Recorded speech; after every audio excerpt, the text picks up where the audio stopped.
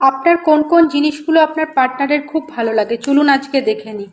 তো আপনি ওকে নার্চারিং করেন, খুব ধৈর্য সহকারে ওর পুরো ব্যাপারটা শোনেন, সঠিক গাইডেন্স দেন, এটা কিন্তু আপনার পার্টনারের খুব ভালো লাগে।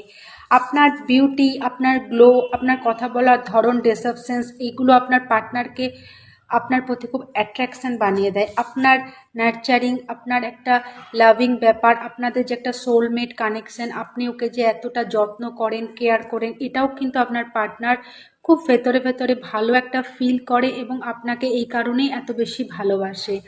তাছাড়া আরেকটা জিনিস দেখা যাচ্ছে, আপনি এত কিছু জানার সত্ত্বেও আপনি কিন্তু একটা নিজের মধ্যে পেশেন্স রেখেছেন। যখন যে কাজটা করেন সেই কাজে আপনি পুরোপুরি ফোকাস দেন, আধ্যাত্মিক লাইনের সাথে জুড়ে আছেন। এই জিনিসগুলো আপনার পার্টনারকে খুব বেশি অবাক করে দেয়। আপনি ভালোবেসে বা রাগ দেখিয়ে যে কোনো কাজ আপনি আপনার পার্টনারের কাছ থেকে হাসিল করতে পারেন। আপনার কোন কোন জিনিসগুলো আপনার পার্টনারের খুব ভালো লাগে চলুন আজকে দেখে নিই।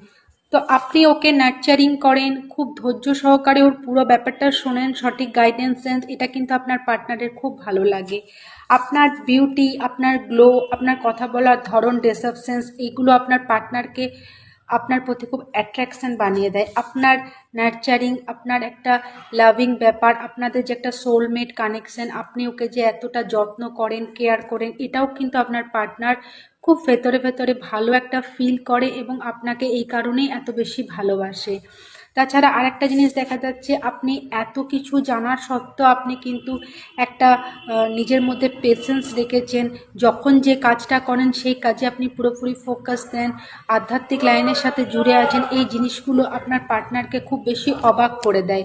আপনি ভালোবেসে বা রাগ দেখিয়ে যে কোনো কাজ আপনি আপনার পার্টনারের কাছ থেকে হাসিল করতে পারেন।